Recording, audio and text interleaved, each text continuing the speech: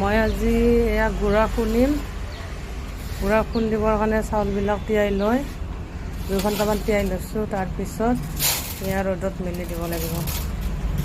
তাৰপিছত গুড়া খুন্দিম, মেচিনতে খুন্দিম মই।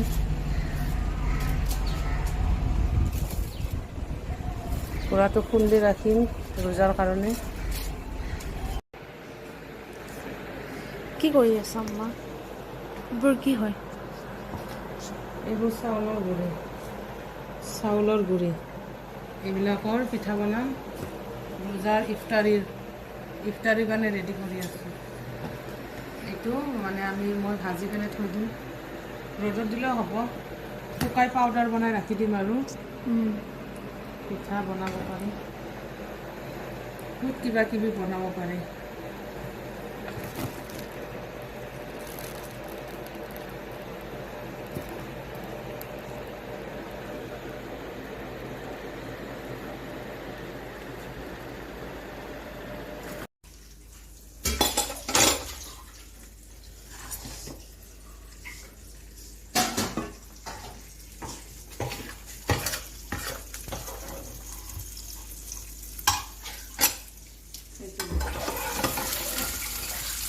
গুড়াখিনি ভাজি লৈছোঁ, কণীটো এইফালে অমলেট বনাইছোঁ।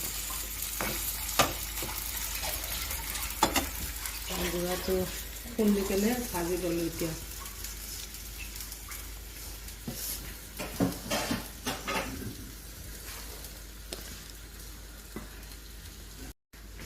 গুড়াটো অলপ ভাজি লৈছোঁ। এই যে ৰাতিপুৱা যে মই দেখাইছিলোঁ ৰ'দত মেলিছিলোঁ না গুড়াটো, এইটো মিক্সাৰত খুন্দি এয়া পাউডাৰ বনাই লৈ অকণমানি গুড়া হেৰি কৰিছোঁ, ভাজিছোঁ।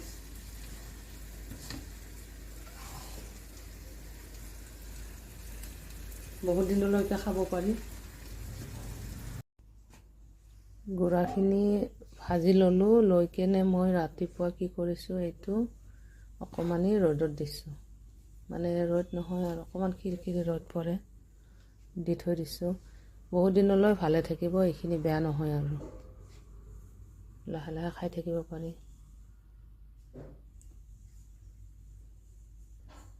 ফ্ৰেণ্ডছ, মোৰ ভিডিঅ'বিলাক চাই কেনেকুৱা পায় অকণমান কমেণ্ট কৰি জনাবাচোন।